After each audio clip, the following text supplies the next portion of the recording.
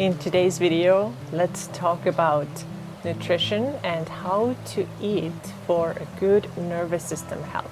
It's raining. It's so rare here and I'm loving it. And when I realized it's gonna rain, I decided that I'm gonna make something warm and cozy. So I decided to make some chili. Come with me, let's cook together, and then let's talk about food and nervous system.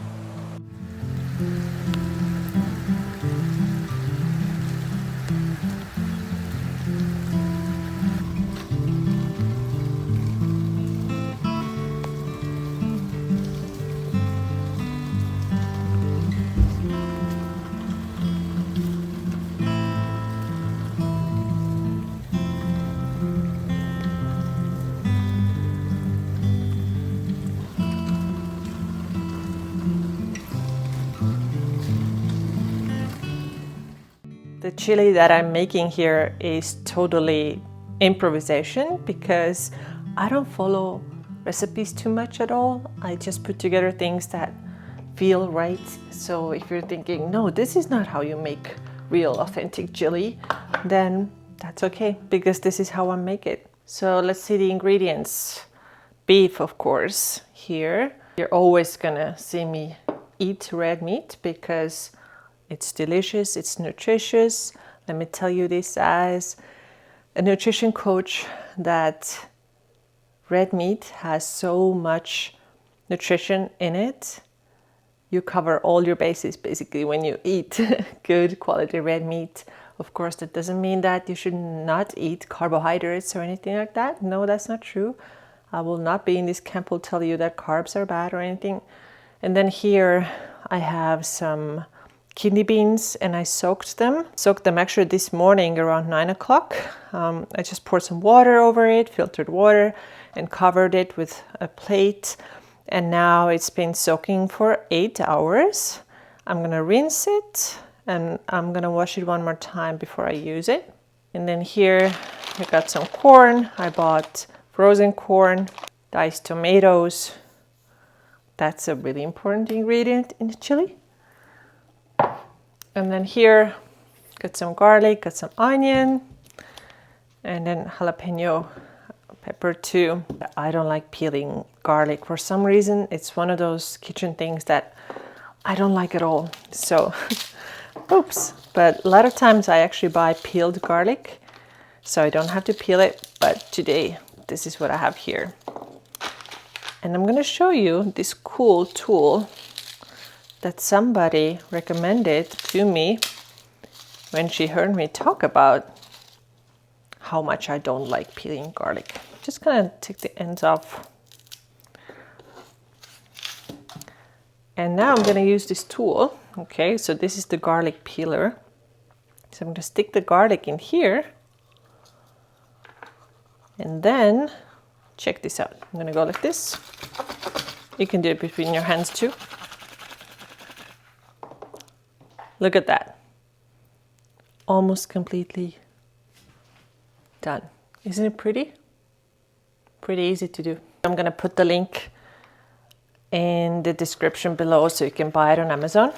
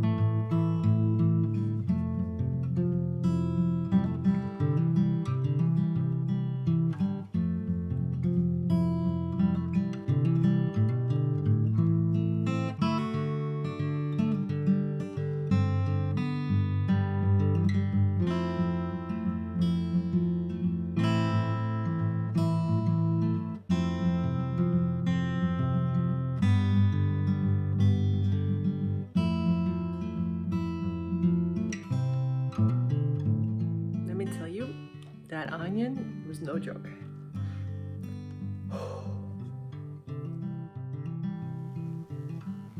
So here's the jalapeno, and I'm gonna take the seeds out, The seeds are the part that really burns. So I'm gonna take these out.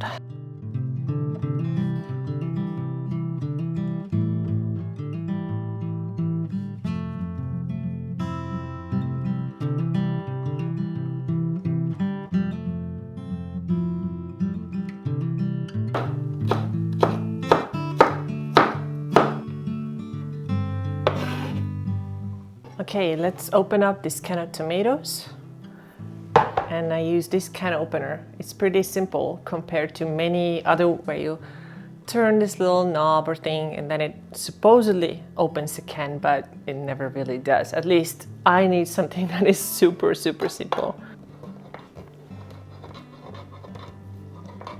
And you can find this can opener and the description if you want to get it. All right, look at that, so easy. All right, it's time to cook our beef, and because it has plenty of fats already, I don't actually need to use any cooking fat for it.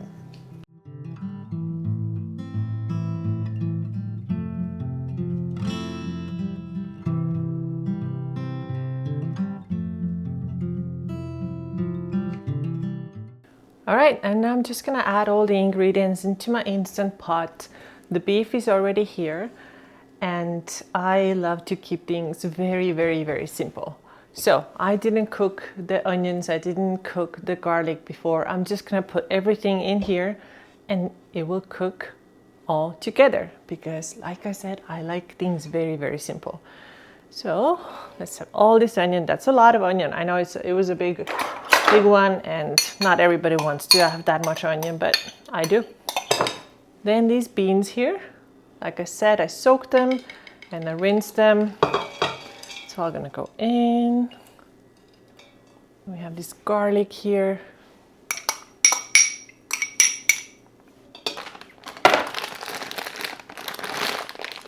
Ooh, all right, that happened. Okay, so I'm not gonna use everything. I used maybe like 2/3. Just gonna pour it in. And then of course there's the seasoning. Now, like I said, I'm not following a recipe and I probably don't have the quote unquote right seasonings, but that's okay. I season them with whatever I want to season them. So this is my favorite salt, Redmond's Real Salt. And it's really good. Like once I started using it years ago, I was like, I don't ever want to use anything else again. And my husband says that it even has like a little bit of like a sweet taste to it, which is really nice. Then, of course, some chili powder. Then I really like to use coriander. A little bit of that. Oh, it's still not open. Oh, it was open. Okay, so add some coriander. Cayenne. I'm always a little cautious, like what if I'm gonna put too much, but this portion is pretty big, so most likely not too much. Some black pepper. Now, ideally, I would have cumin, but I just realized that I don't have any, so I can't add it. And the cool thing is that with chili, you can always adjust things later if you feel like you need more of something, which probably is the case. I usually add less instead of, too much. And then we're gonna mix it up. I love the Instant Pot because everything is done so easily there. It's just start the pot and it's cooking. You don't have to sit there, you don't have to watch it. And because it looks like a little bit right now, maybe it needs some more liquid, because the thing with Instant Pot is that it doesn't start if it doesn't have enough liquid. So there should be little liquid. I'm gonna add a bit of water. All right, so just a small glass of water. All right, and then we're gonna start the pot. Plug it in and press manual. I'm gonna do 25 minutes. 20 might be enough too, but I just wanna make sure that the beans cook through. All right, and that's all.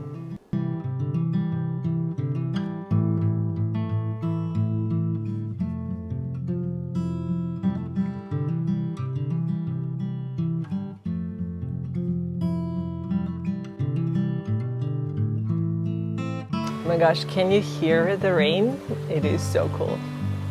I love it.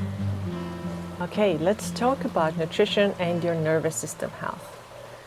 Over the course of 5+ years that I have worked as a nutrition coach, I have seen so similar mistakes that women are making, hoping that their way of eating will help them to get a better body composition or feel better in their bodies, be fitter, be healthier. But actually what ends up happening a lot of the times is that they are feeling worse because they are making these mistakes. It takes a while in some cases to help the person to understand that what you're doing is actually causing you more harm than good. So let's talk about some of those mistakes then. The first one is that I see so many women are undereating. If you're undereating, also your nervous system just cannot function properly. Because when you are not getting enough calories or you're not getting enough nutrition, valuable nutrients, then your nervous system is stressed out. Let's talk about 2 ways of undereating. The first one is just undereating calories. What that means is that, for example, I could have a new client who is eating 1,200, 1,300, 1,400 calories. Maybe they have tracked it, but if they have never tracked it, I can tell based on what they're telling me what they eat. They skip breakfast, lunch is something really light, and dinner is something bigger. Or they are just restricting in some other ways, maybe doing long hours of fasting, and that little window when they eat is just really small, and they're not getting enough calories. And so they end up, between 1,200 to 1,600, which is low for an adult woman. And so if you're eating this way for a long period of time, this is a continuous stress. Your body is like, what is going on? And it doesn't have the resources that it needs in order for you to feel good and have good health and good sleep and good energy and nice hair and good skin and all that. And you are on high alert. You just are on high alert. That's how it happens, because your body is stressed out. While food is a super important part of keeping your nervous system healthy, there are so many other ways how you can make sure that your nervous system is feeling safe and relaxed.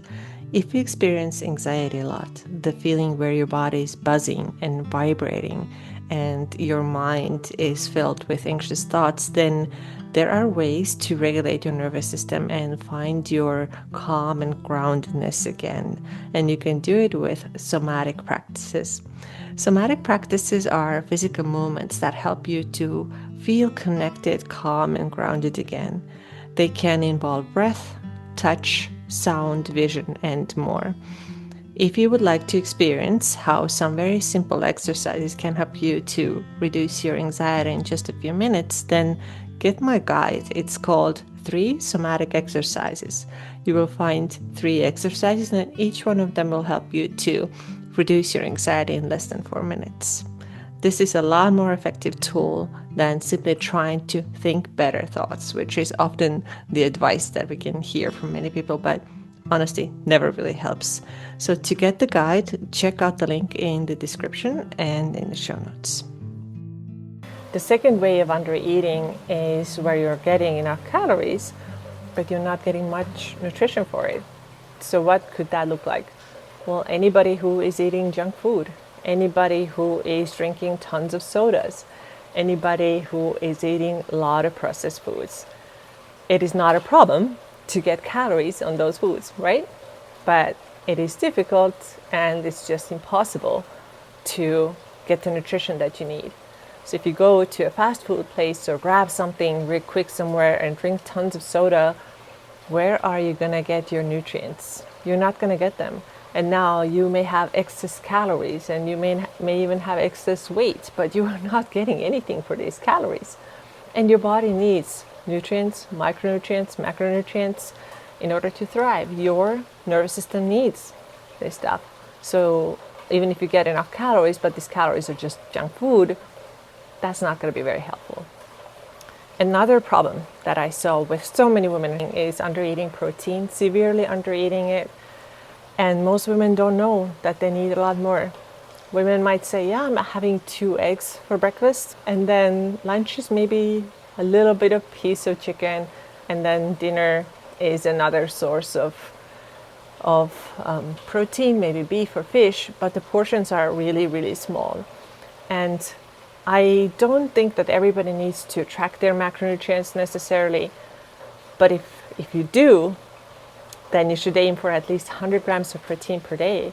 If you don't, then you should eat about 3 or 4 times a day so that you eat a palm-sized piece of protein, right? So that's your beef or chicken or steak or fish or whatever it is.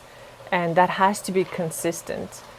And when you only get 2 eggs with breakfast, your protein is going to be super low. And breakfast is so important that you eat a high protein breakfast. So what would be a good example of a high protein breakfast, if you care about your health and your nervous system health also, is that you may have, yes, those 2 eggs. This is what I do every morning myself too.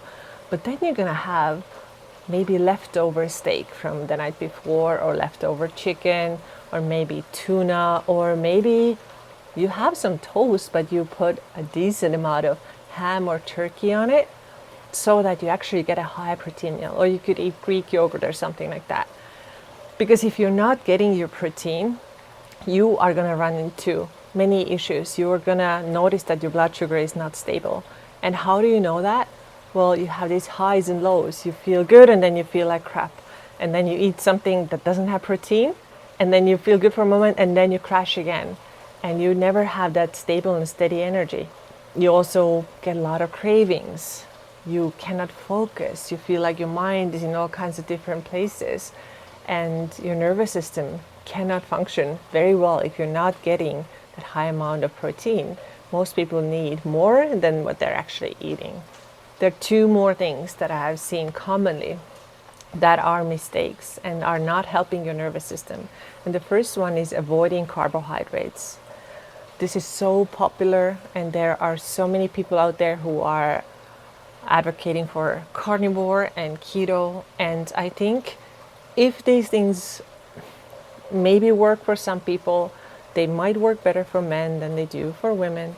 But my question is, how are you doing on a 0 carbohydrate diet in the long run?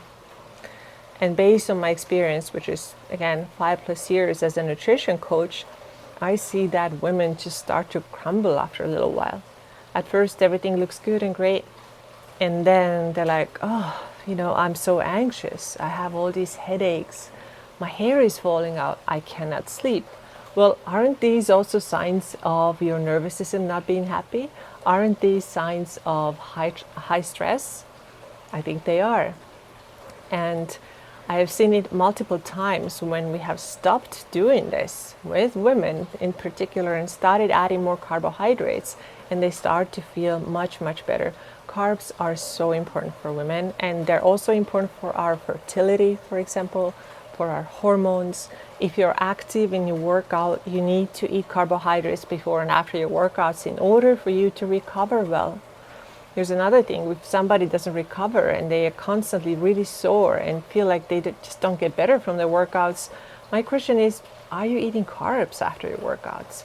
And if they're not eating their carbs, then you have to start doing it. Another thing about carbs and workouts is that it has been shown that those who eat carbohydrates relatively shortly after finishing their workout will get back to their parasympathetic system quicker compared to those who don't eat carbohydrates. If you're not familiar with the word parasympathetic, this is the restful and easeful state. This is the rest and digest state where you want to be when nothing bad is going on, when there's no danger or threat going on. You want to be in your parasympathetic, and you can get there after your workouts quicker if you eat carbohydrates. And the last thing that I want to mention is that so many women also fast and especially skip their breakfast. And just as I mentioned with super low carb diets or no carb diets, very similar things happen. based on my experience, what I've seen with clients is that skipping breakfast actually increases your cortisol, which is the stress hormone, right? When you're running on stress all the time, your cortisol will be high. You're going to have more blood sugar problems, more cravings, more highs and lows. And if your cortisol is high, obviously this is a sign that your nervous system is out of balance. If it is continuously high, of course cortisol has to go up and down. This is normal. But if it is above normal most of the time, a lot of the time, and you are fasting, especially you're skipping breakfast, then it is a problem and you have to start eating. My recommendation for everybody, every woman who wants to take care of their nervous system, is to eat a high protein breakfast within an hour from waking. Not let's stretch it out, let's go till noon or 1 o'clock and see how long can we do it and let's do fasted workouts. No. We don't want to do it. What we want to do is high protein breakfast within an hour from waking and not drinking coffee before you eat your breakfast. So if you start practicing these things that I just mentioned, you are going to help your nervous system. You're going to eat a high protein diet. You're going to eat it relatively soon after waking up. You're going to include carbohydrates too, especially after you're working out. You are not skipping meals. Then your nervous system will be in a better state. It will be more in this parasympathetic state. It is not good for you to go long periods without eating or avoiding any of the food groups. Anything that could be so stressful in the body, like you notice it has an impact on your nervous system. And if you want to heal your nervous system and feel calm and relaxed, you have to nourish your body. You have to eat enough calories, and these calories should be nutrient dense. Of course, you can have your treats, you can have your chocolate. I have nothing against it. And even when I worked a lot with clients who wanted to lose weight or fat, I never said that you cannot have a little bit of sugar. This is not my philosophy at all. If I told you to do it, then I would be lying to you. I would be saying that I'm living this way. But no, I do eat sugar. We have to have the foundation right, which is that I already mentioned: enough calories, nutrient-dense calories, enough protein, not skipping meals, and definitely having carbs. All right, I think I heard the Instant Pot beeping, so let's go check it out.